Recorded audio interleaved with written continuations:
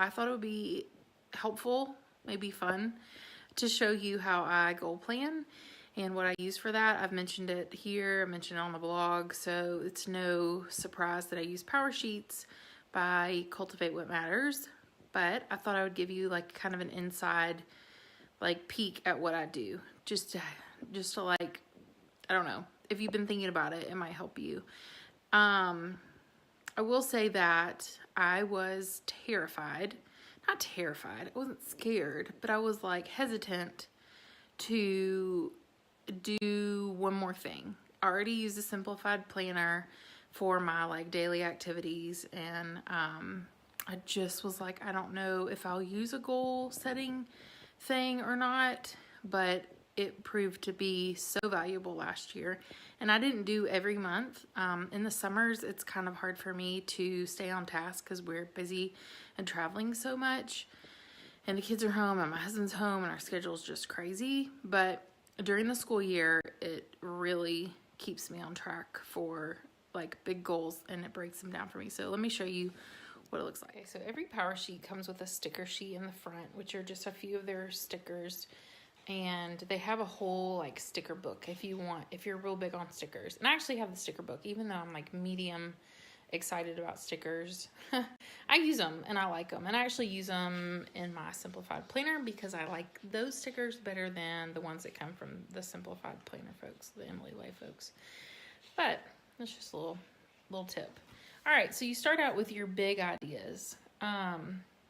So you just like get those big ideas on paper. I don't necessarily want to share all of my ideas, but you just start big, really, really big. Like, what overarching themes do you want to see played out in the new year? And then you kind of do a get to know me exercise and talk about who you really are. You talk about like things that you can do and you cannot do, to kind of try to break, like it says, break your identity box. So there's a lot of like figuring out who you are in this season of life, and what you want to say yes to, what you want to say no to. There's a lot of deep like reflection. Then you do an evaluation of every aspect of your life, every area of your life, like health, marriage, family, friends, finances, spiritual, work, and recreation. And then you choose which ones are your which ones are most important to help you like steer you in the right direction. Then you do an exercise on like letting go of feelings, or letting go of just anything that keeps you from being your best self. I love their quotes that they have throughout this, throughout the book. And then I'll show you this page. This is a page about meeting your fears. And you talk about just the things that you've dealt with, like overcoming your limiting beliefs, afraid of vulnerability, afraid of failure. Hi, I'm an Enneagram 1, so failure is like a big thing. Afraid of criticism. So yeah, this just helps you like, what if I were to step into these fears and take action? My life would be these things and I would feel these things. Do you want to change? So, that's really helpful when overcoming like things that keep you from meeting your goals. Like, what are the limiting things? What are the fears that you have in your life that you need to get rid of? That's something that I've dealt with a lot this year, and it's been really helpful. Then you start listing like things that were good this year, things that worked, things that didn't work this year, challenges. And then I'll just read the next few pages. Things you're saying no to, things you're saying yes to, lessons you've learned, things, what are you waiting on? Like what's this thing in this season of life that you're waiting on? People you're grateful for, encourages you to tell them that you're grateful for them. What fires you up? Like, what are your passions? What are the things that you enjoy doing that would be, something you would want to make a goal in 2019? And then you just kind of, it seems so redundant, but you will find themes, they call them threads, throughout the whole thing that you will see like repeated.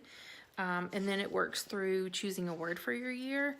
And I had posted on Instagram earlier about my word for the year, and it was going to be word and like my words to people and how I use my words and my gift of words. But I changed it after I did this. And it's freedom.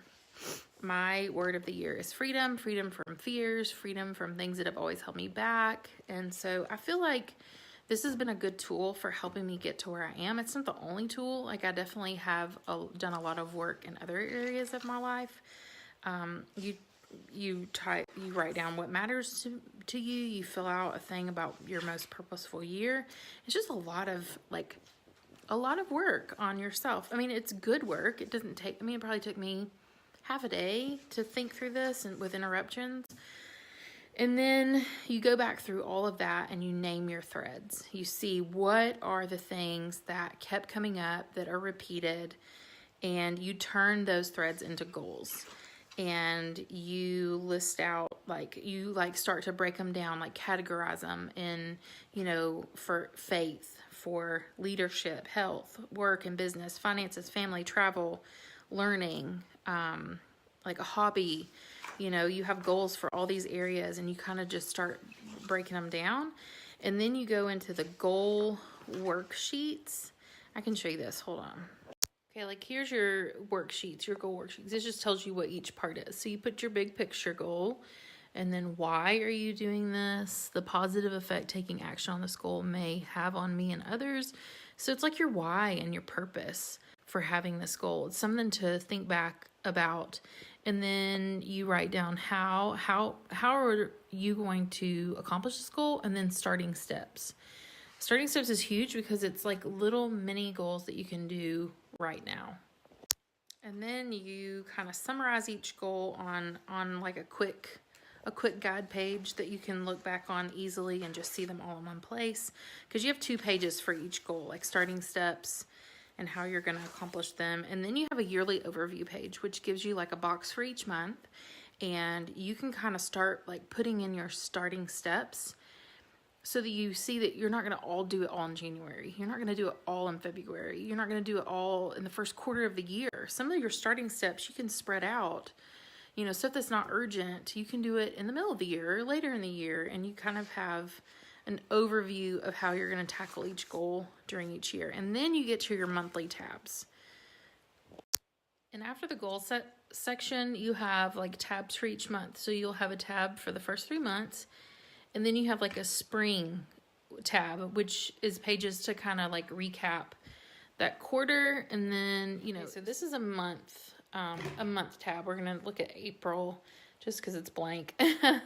What's stressing me out? Fears I have. I'm hopeful that on my calendar, important to-dos I'm excited for. So you've just gone back and refreshed what your goals are, what you're going to do this month. And then you're going to write them all out. You're going to circle what's important. You may have new goals. As the year goes on, you don't have to stick to the same goals. And then the big thing is your tending list. And this is where you write your monthly action items, weekly, and then your daily. And then you can check them off each month. And I love how Laura Casey talks about progress over perfection. We're not looking for like every box checked. We're looking for like improvement.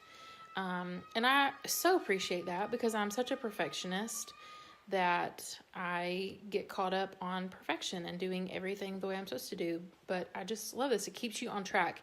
And usually during the month, I have this page, I have it flipped back, and I just keep this page out on my desk and open so I can see what I'm doing. And then I've taped in the back a calendar for the month that I can kind of fill in. But I also have my simplified planner that I write. And this is where it gets like more of the nitty gritty, is I put stuff in here for like the day-to-day stuff. And obviously I have my appointments and everything in there too. But I can put some of these goals, I can kind of schedule them out. Like a monthly goal, I can say, well, I want to do this the first week. And so I can put it in my calendar. Anyway, that's just how that works in conjunction with my calendar. I wanted to show you a quarterly tab. So this is your summer tab. And we talk about what it means to have a fruitful summer. We go ahead and do the evaluation again. Just evaluate all the areas of your life. How are you doing in those? And then we're going to rewrite our goals again. And like, this is going to be like, maybe you finished a goal and it doesn't need to be your goal anymore. Maybe you've added a new one, or whatever the case may be. You can kind of redo that. And then that's it for the quarterly assessments. But I found them to be really helpful to just go, like, you don't do something in January and then forget about it the rest of the year. You go back and you refresh and you regroup and you change courses if you need to.